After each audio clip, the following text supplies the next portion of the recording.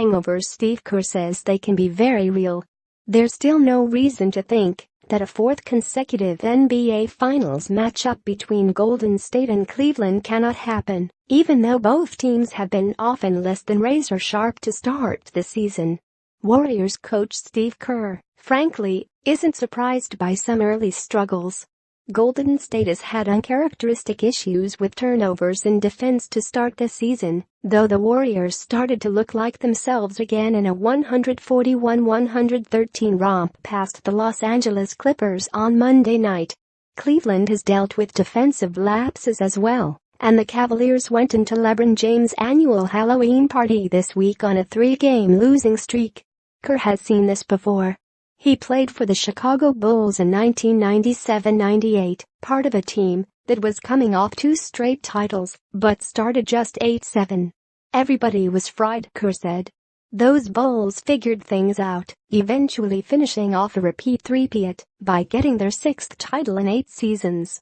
And Kerr has no doubt that whatever's been plaguing the Warriors and Cavaliers in October will be long forgotten when the playoffs start in April. It's not easy, Kerr said. I think that's the hardest thing probably for people to understand, fans, media, whomever my mom would want me to say, is the fatigue, the emotional and spiritual fatigue that sets in when you've been going to the finals. That's why LeBron going to the finals 7 years in a row, to me, is one of the most amazing accomplishments ever for a player in this league. For all the talent in the Warriors lineup, players still take their cues from Kerr. And since he wasn't panicking after a 4-3 start to the season, neither were they. Scoring 141 points on the Clippers' home floor Monday night was the clear reminder that the Warriors are still the Warriors. Not to sound arrogant, but we knew it was coming, 2-time MVP Stephen Curry said of the breakout night by the reigning champions. Odd start parity, anyone? For the first time since 1968-69, no team started 6-1 or 7-0.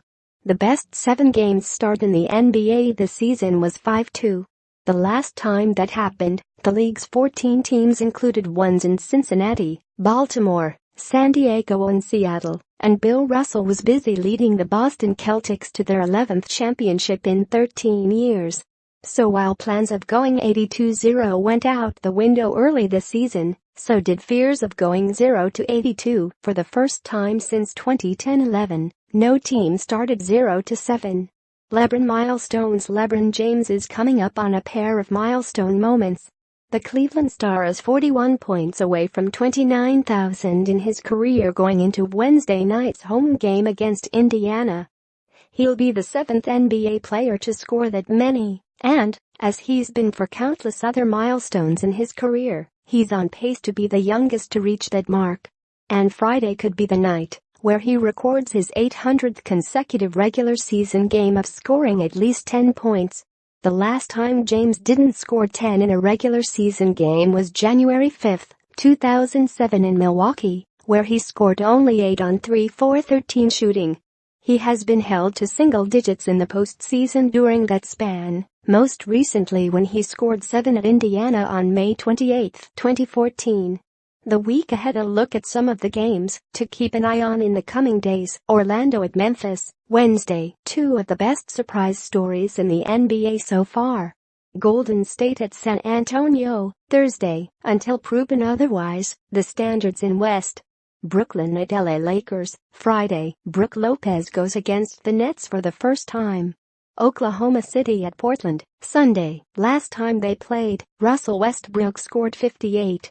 Milwaukee at Cleveland, Tuesday, Giannis Antetokounmpo faces off with LeBron James. Stat line of the week: DeMarcus Cousins, New Orleans. He had 41 points, 23 rebounds and 6 assists in his return to Sacramento on October 26. It was the first time any NBA player finished a game with that many points, rebounds and assists since Joe Barry Carroll in 1987.